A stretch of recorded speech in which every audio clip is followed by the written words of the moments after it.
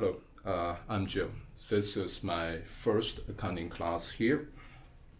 Why I feel I can, why make this, and what I feel I can contribute is that during the many years of teaching, I have been asked students like many times of different types of questions. But when I look back, most of those questions about hey professor, how do I learn accounting? Accounting is so difficult. So my usual reply is, okay, tell me what's difficult about accounting. And the answers are usually fall into two categories. Category number one is they tell me that accounting is so difficult because there's so much mathematics. Well, the Chinese, maybe you would expect I shouldn't tell people, I wouldn't think accounting mathematics is difficult but if you really think it fairly, right? You are in college already or you finished at least middle school already. So what is accounting mathematics? When you go to an accounting exam, when you go to work, and especially exam, people tell you, hey, bring your four function calculator. So what a four function are about? It's about we sometimes add up stuff most of the time, and sometimes we subtract stuff, and sometimes we do multiplication, and sometimes we do division. Those four functions, and with help of calculator, of course, I assume you have finished learning all the four functions way before you get into high school, right? So accounting mathematics is not really difficult. It's just something we happen to need to use, very fundamental ones. It should not be difficult for you. And the second type of reply is usually, hey, accounting is difficult because I don't really understand the debit and credit. And in accounting, we have so many rules, so many accounts, so many different stuff. And sometimes you debit this, sometimes you credit that. And there are so many journal entries, I don't know. Well, I thought about it.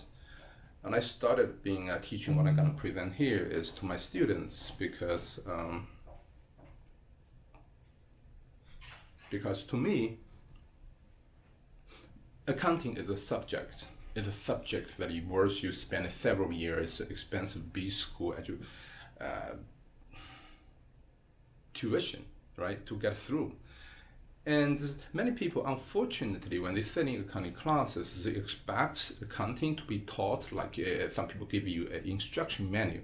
And as long as you memorize what's to do and you just read it, and then you know whatever to do, that's all about the manual, right? Manual should tell you everything.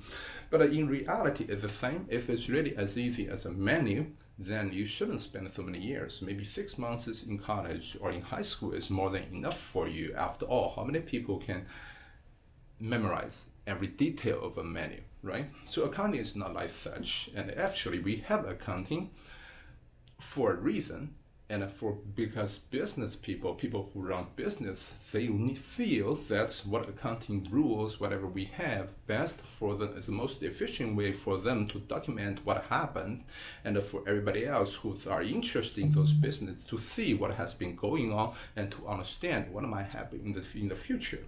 So from this, I think how I teach would help you a lot in terms of understanding accounting. No matter you are a rookie in work, or maybe you are just new, you are thinking about picking accounting as a major, I think I can help you a lot beyond the book. So first, let's talk about business, right? So if you want to start a business, after you know what you're gonna do, what's your major concern, right? I think to me, your major concern is I need the money, right? So what do you need money for? You need the money to have everything ready, to get everything ready for running the business, right? So for example, if your idea is, hey, I want to run a used car dealer, I want to be a used car dealer, right?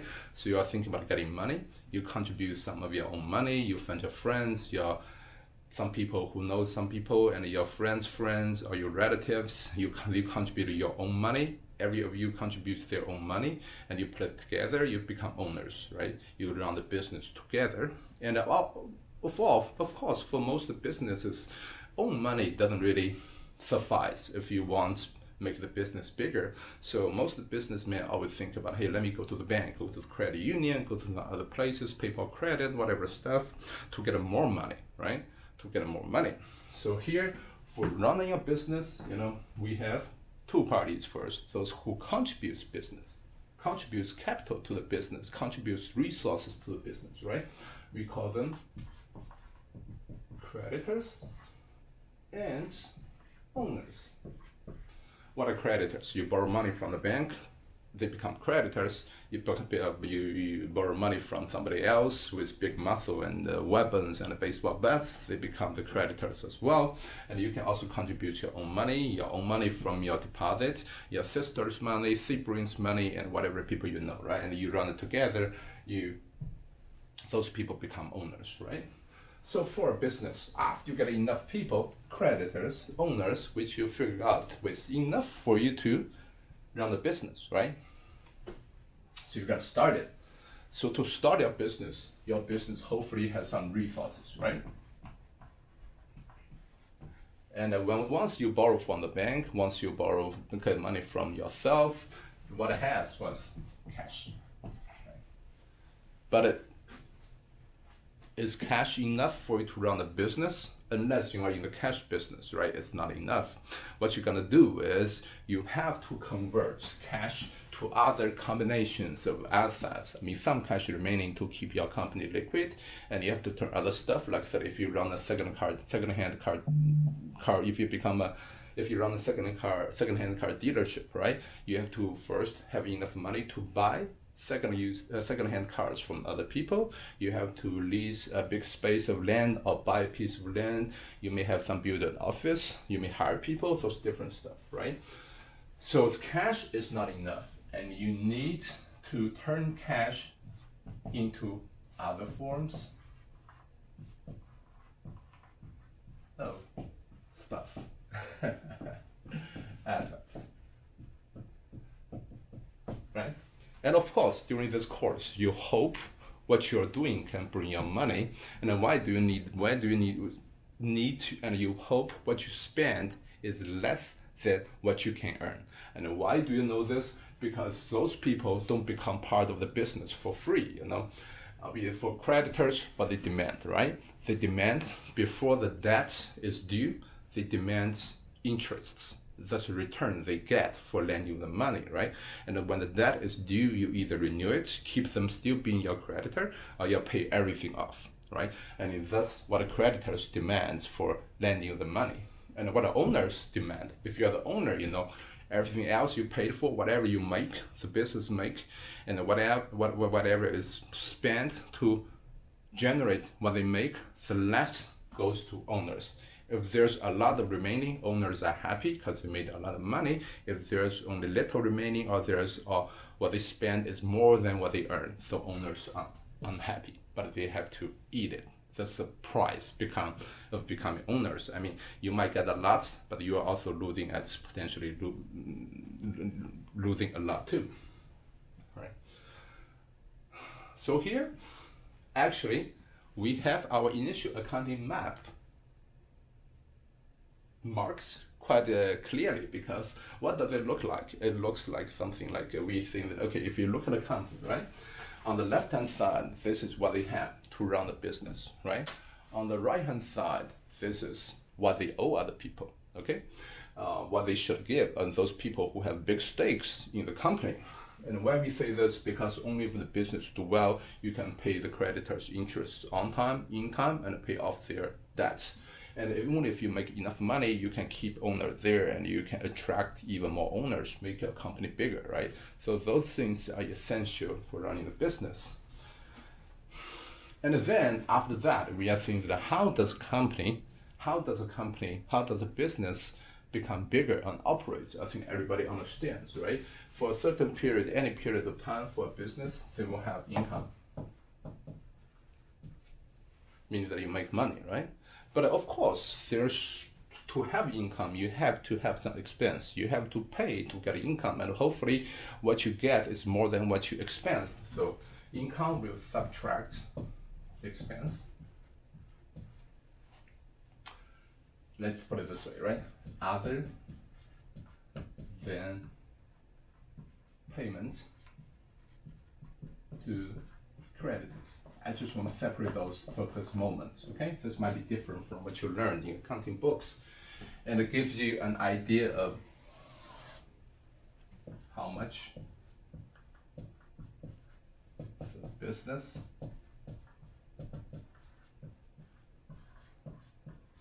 generated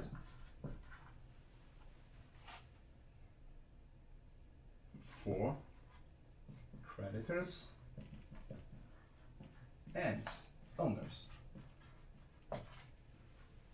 Okay, this is what we have. Okay, then maybe third, you get all the resources from creditors and owners. Supposedly, with the exception of interest expense, the payment made to creditors, right? Everything else, income subtract other expenses, should be whatever you can give to these two parties, right? So from this party, and how do we pay whatever we owe to creditors, right? Interest expense.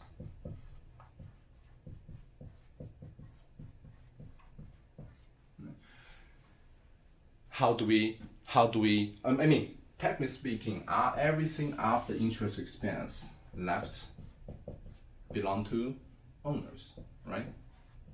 But owners have two options. Let's take a look at this. Is that if we really think about it, those of us remaining owners, right? Let's say, what is the interest rate you get from depositing in the bank? Let's say 2% a year, right?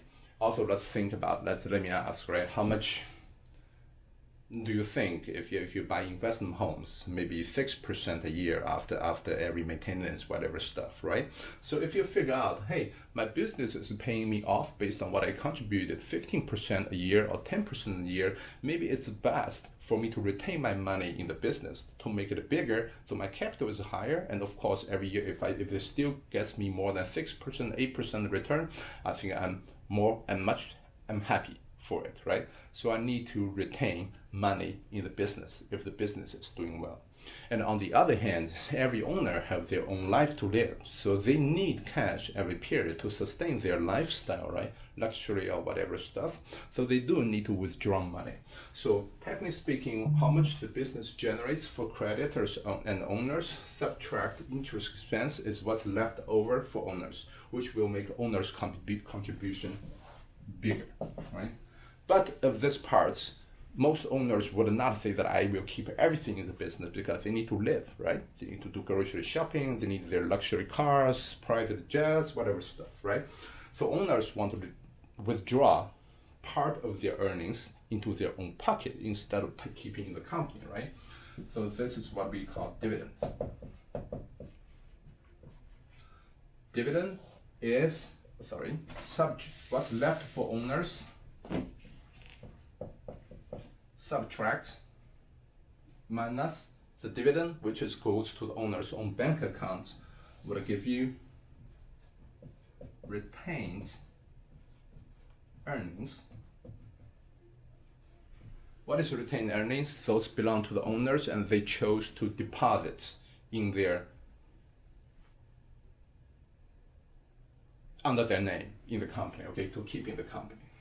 So when we look at this, I mean, the whiteboard is not big enough, but if we stop right here and we have a picture of actually the kind of equations we look at. So what is the kind of equation we are looking at, right? Basically what we are saying is the company, what they use to generate, the resource, what they use to generate business, to generate income, spend money, we call assets, right? Assets are what a business has to make more money, to do well or bad. And so assets is originally contributed by whom, right? They are contributed by creditors and the owners, okay? And so when it's contributed to the creditors from the perspective of the business, right? Creditors becomes lenders and they have liability.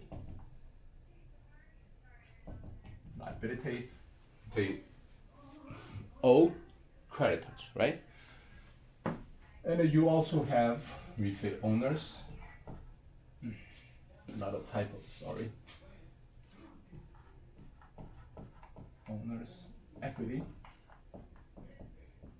or some people call it capital. Right? That's what a company should look like from the company's perspective. Basically what we are saying is company has assets, which is what they use, the combination resource they use to do the business. But where do they get the resource? They either borrow it, which becomes a liability of the business, they need to pay interest periodically, or either from the owners, right? becomes owner's equity. So everything else made after paying all the expenses, including the interest expense paid to the creditors, will be part of owner's equity or capital. But of those that belong residual earnings that belong to the owners have two options, right? They can either keep them everything in it, or they can withdraw some into their own account so they can live their normal life, and the remaining will be kept in the business. Okay, so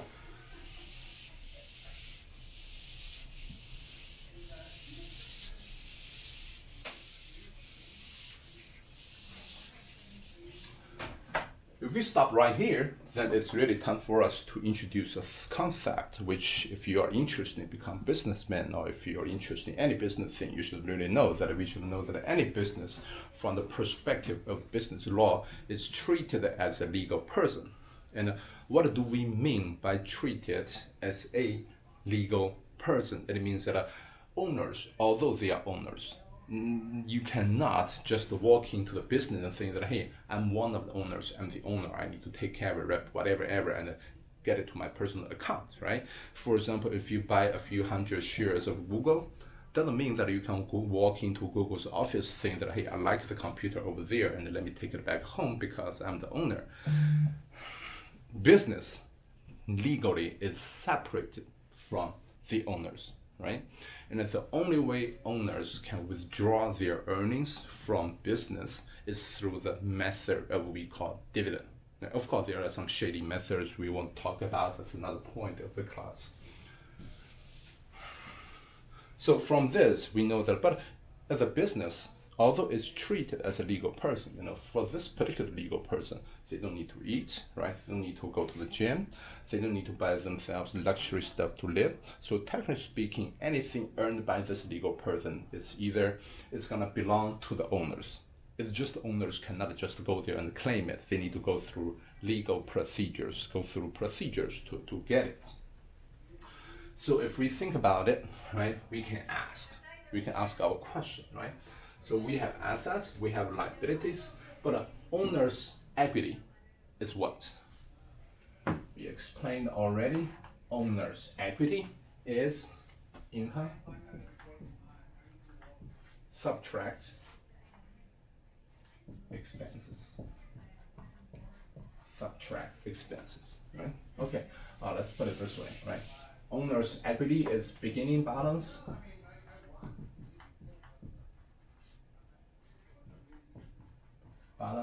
which means at the beginning of the period. It might be zero if we are talking about new business, right? Or maybe 1 million if somebody contributed 1 million at the beginning of the business, right? And plus addition for the period. And what is addition? Addition is called earnings. My handwriting is horrible.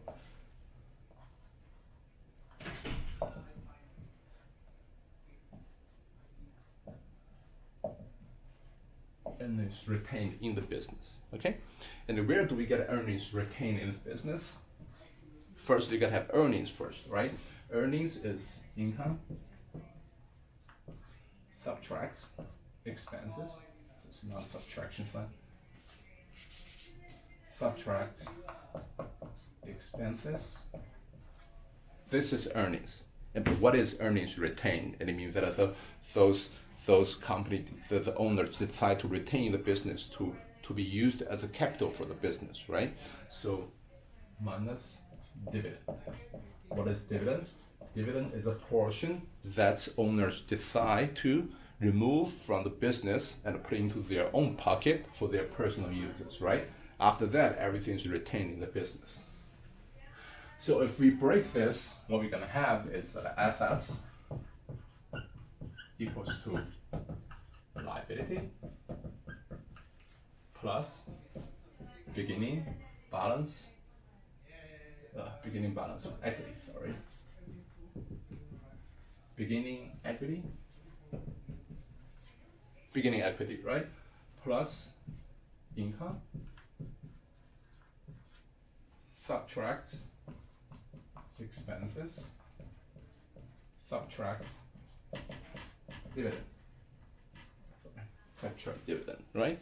So this is a grand, whatever, break another view of the accounting equation.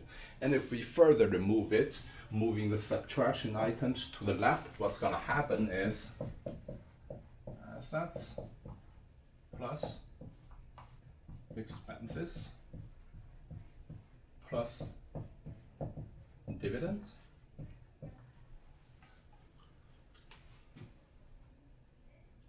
equals liabilities plus beginning equity plus income.